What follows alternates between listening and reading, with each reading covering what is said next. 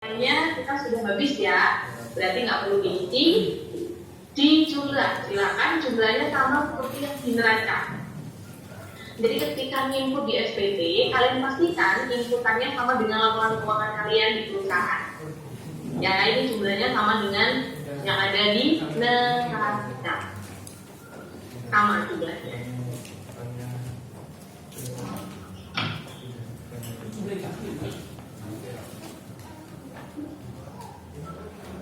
Nah, sekarang kita akan masuk ke sebelah kanan. Ini kelompoknya kewajiban sama ekuitas ya. Nah, di kelompok kewajiban sama ekuitas, yang pertama di sini ada hutang usaha pihak ketiga. Hutang usaha pihak ketiga berarti yang sesuai adalah, bentuknya apa? Satunya kita pindahkan dari hutang dagang di neraca 1723 370 saya pindah ke poin 1. Nah,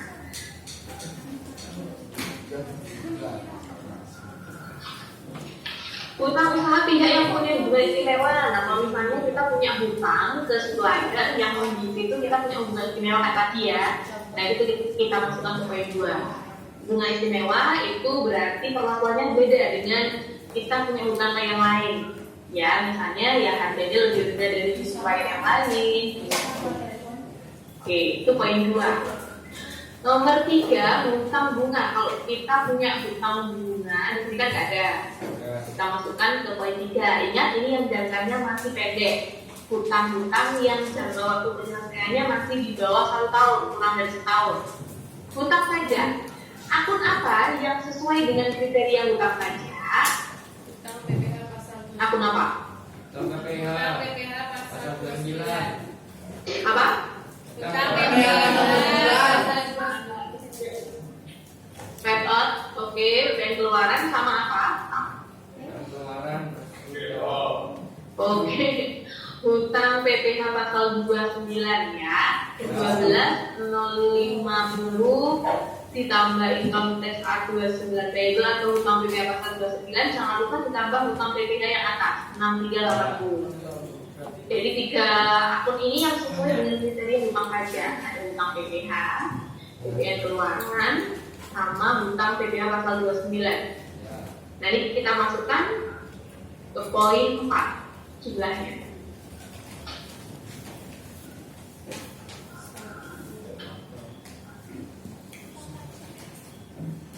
Hutang dividen, ini kalau kita di neraca punya hutang dividen ya, yang timbul karena dividen yang belum dibayarkan. Biasanya timbul hutang dividen kalau ada. Biaya yang masih harus dibayar ada nggak? Biaya yang masih harus dibayar yang mana? 36 juta. Oke, yang ini ya, biaya yang masih harus dibayar 36.900 silahkan dipindahkan ke poin 6.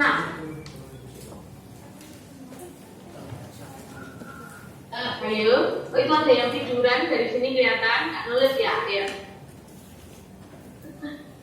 B36.900 hutang bank. Nah, ini yang dimaksud hutang bank di sini adalah hutang bank yang jangkanya pendek, ya. Yang jangkanya nanti kurang dari setahun atau masuk di kewajiban jangka pendek. Ini nggak ada. Kita punyanya hutang banknya memang aja. Hutang bagian hutang jangka panjang yang jatuh tempo dalam tahun berjalan. Nah, ini kalau misalnya kita punya hutang jangkanya panjang lebih dari setahun, tapi di tahun SPT-nya kita buat itu hutangnya jatuh tempo kurang dari setahun, maka itu masuk ke poin 8. Maksudnya dia ke jangka pendek. Uang muka penjualan ini kalau ada. Nah, kalau poin 10 berarti ini sudah masuk di kewajiban lancar lainnya. Berarti kewajiban lancar yang belum masuk adalah BPJS, hutang BPJS, kita masukkan poin 10. Silakan. Hutang bank jangka panjang ini kita masukkan nominal dari hutang bank BCA 243.750, silakan dipindahkan di sini. Ini dari hutang bank BCA ya. Nah, jadi enak tinggal pindah-pindahin aja yang ada di neraca kita, dan ingat yang sudah dipindahkan itu kan kadang manusia kan juga nggak teliti gitu ya, bisa nggak balance. Jadi yang sudah dipindahkan jangan lupa ditandai ya. Oke. Oke, hutang kita kan sudah ya. Hutang tidak lancarnya semuanya sudah masuk. Ini sudah. Hutang bank BCA jangka panjangnya juga sudah. Oke, berarti kelompoknya hutang kan sudah. Nah, sekarang kita ke kelompoknya ekuitas. Ada modal saham karena di sini bentuknya PP, maka ada modal saham. Saya ngambilnya dari common stock atau modal saham di sini. 1,5 M. Silakan dipindahkan ke poin 16. 1,5 M silakan dipindahkan ke poin 16. Agio saham itu kalau misalnya ada kelebihan harga jual saham di atas nilai nominalnya, dan itu perlakuannya menambah nilai sahamnya. Jadi harga sahamnya itu kita jual di atas nilai nominalnya. Kalau di Sadio itu baru di bawahnya.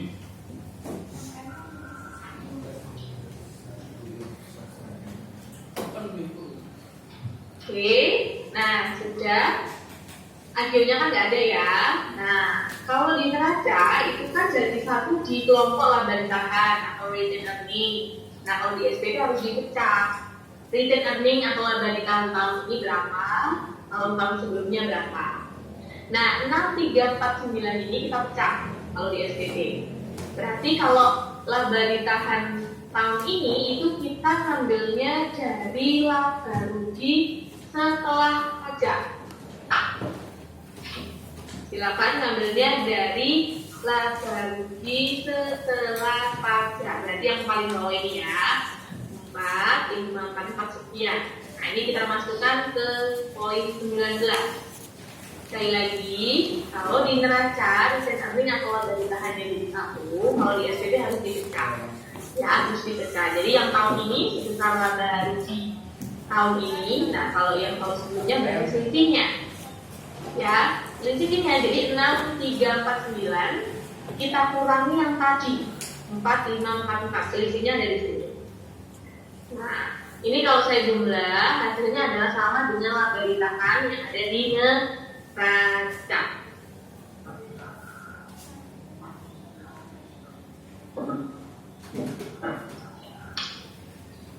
Silakan dijumlah dengan nominal yang sama. Ya. Oke, sama dengan yang di neraca.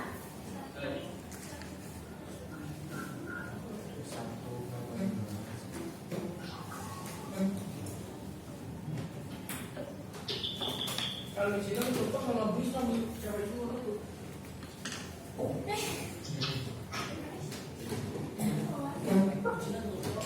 Oke, sudah neracanya sudah semuanya, lihat semuanya. Sudah. Nah, sekarang kita akan pindahkan untuk komponen dari laporan laba rugi ya. Silakan semuanya dibuka laporan laba ruginya, kita akan pindahin di sini.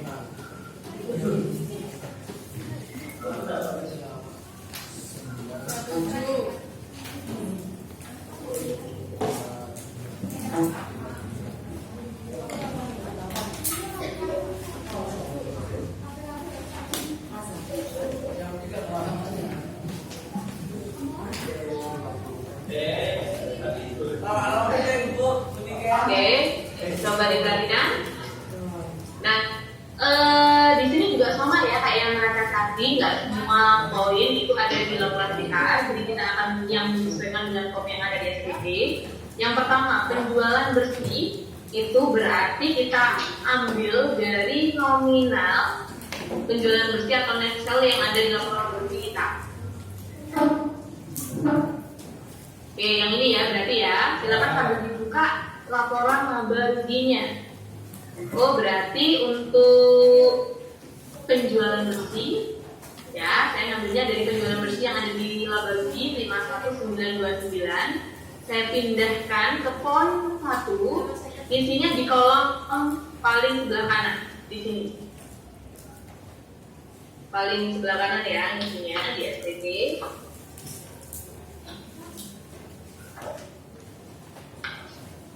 Bawahnya nilai rupiah.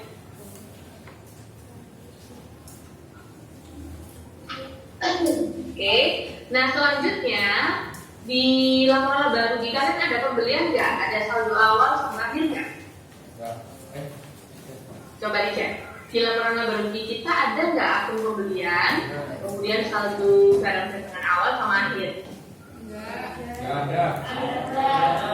Tidak ada. Kenapa? Kenapa kok nggak ada pembelian sama barang dagang awal akhirnya? Karena perusahaan menggunakan sistem perpetual, ya, bukan periodik. Kalau perpetual itu nggak ada yang namanya pembelian sama teman-temannya, nggak ada satu kejadian awal akhir. Dan kalau kita pakai perpetual, itu harga pokok penjualan atau beban pokok penjualnya sudah langsung diketahui. Nah, di mana di akun cost of goods sold atau beban pokok penjualan? Silakan langsung dimasukkan nominal dari beban pokok penjualan ke poin 5. Jadi 2, 3, 4-nya nggak usah. Poin 5 lurusnya penjualan bersih tadi. Nah, ini adalah nominal dari beban pokok penjualan.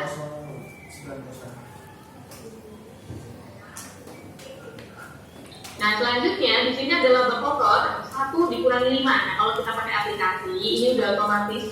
Saya input penjualan bersih sama APP aja, dia langsung otomatis di bawah itu menghitungkan sendiri, jumlah sendiri. Nah, itu dapatnya dari 1 dikurangi 5. Berarti sama kayak laba kotor yang ada di rapor laba juga. Gross profit di sini sebesar 6.580 sekian. Kita pindahkan ke poin 6. Nah, seperti ini. 6.580, 890. Oke. Nah, kemudian habis laba kotor, itu kan kalau di laporan kita langsung beban operasional ya. Nah, beban operasional kita itu diberikan 1, tidak hanya untuk beban penjualan saja. Jadi lebih cocok kalau semua beban operasional kita di SPT kita masukkan ke poin 8. Beban umum dan administrasi ini kita masukkan sebesar total beban operasionalnya. Nah, berarti yang ini ya 730 sekian kita masukkan ke poin 8.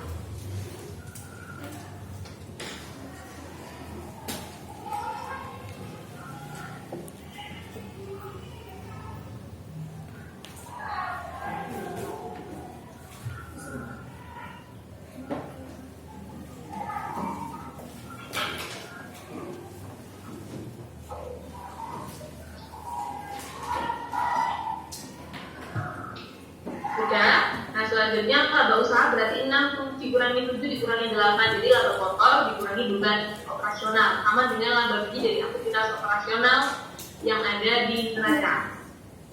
Oke, berarti sama dengan ini ya, 5, 8, 50 itu kita pindahkan ke poin 9.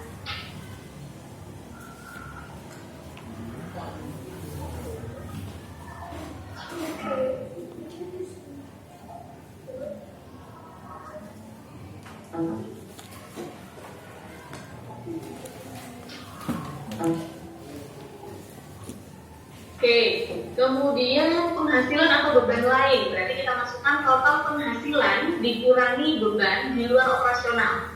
Berarti hanya pendapatan dan beban operasional saja totalnya. Berarti ngambilnya dari yang ini. Total pendapatan luar usaha dikurangi beban luar usaha. 16, 436, 250. Saya pindahkan ke poin 10. Oke, jadi pelan-pelan ya.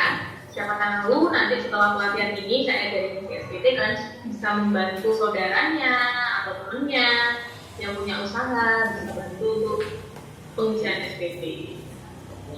Oke, bagian laba atau rugi perusahaan asosiasi ini kalau kita ini tadi ya apa namanya, ada perusahaan asosiasi yang berinvestasi di kita, kemudian kalian berikan bagian laba dari berapa persen dari labanya. Ini kalau misalnya ada laba rugi sebelum pajak penghasilan, berarti laba rugi sebelum pajaknya sama dengan yang di neraca yang ada di laporan laba rugi.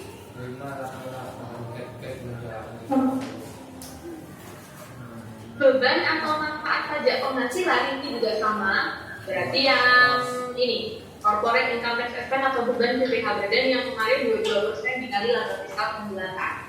Berarti beban atau manfaat pajak penghasilan kita adalah yang 1289 sekian. Silakan dipindahkan ke poin 13. Nah, kalau saya masukkan bebannya seperti ini, kalau di aplikasi dia akan langsung otomatis ke bawahnya rumusnya. Sekali lagi, baik aplikasi maupun kita pakai manual itu sama cara ngitungnya. Ya, laba rugi dari aktivitas normal berarti sama dengan laba rugi setelah pajak. Ya, laba rugi setelah pajak kita adalah 4544 ini ya. Silakan bisa dimasukkan. Oke.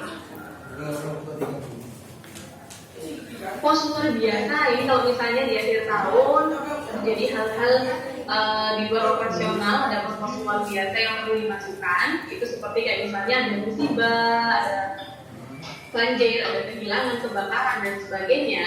Itu kita masukkan ke poin 15. Bisa jadi pengurangnya nanti. Laba rugi sebelum hak minoritas, nah ini berarti tetap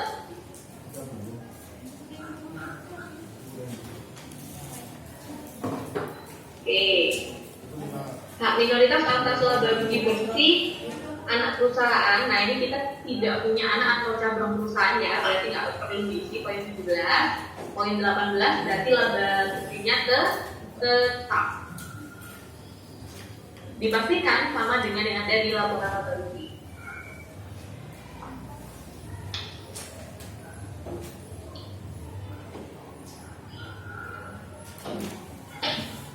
Oke, untuk romawi 3 ini diisi apabila kita punya elemen transaksi dengan pihak yang punya hubungan istimewa sesuai dengan keetapan nomor 7. Hubungan istimewa mana yang ada di laporan yang di neraca maupun di laba rugi, kita punya piutang atau piutang yang ada hubungan istimewanya, itu kita masukkan ke poin 3 rinciannya. Pihaknya siapa, jenis transaksi yang ada hubungan istimewanya apa, nilainya berapa. Ya, tidak ada hubungan istimewa. Nah, silakan dimasukkan di sini. Atas namanya di sini wajib pajak, kalian masukkan.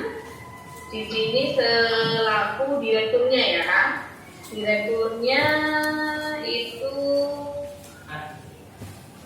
masih apa? K. Di sini wajib pajak nama lengkap ini kita isi direktur utamanya. Berarti di sini saya masukkan ada Novas.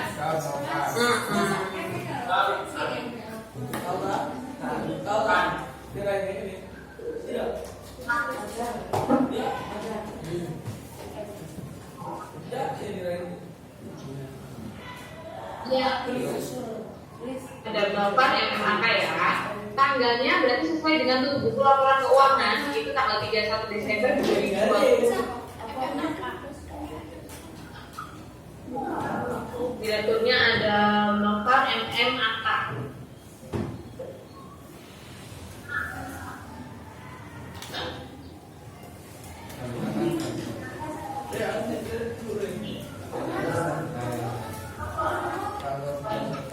Sudah ya? Oke, nah sekarang kita maju lagi guys. Formulir halaman 48. Iya guys. 48 49 itu nyambung ya. 48 49 itu nyambung. Silakan kawan pajaknya diisi tahun 2020 juga SPT yang akan kita laporkan.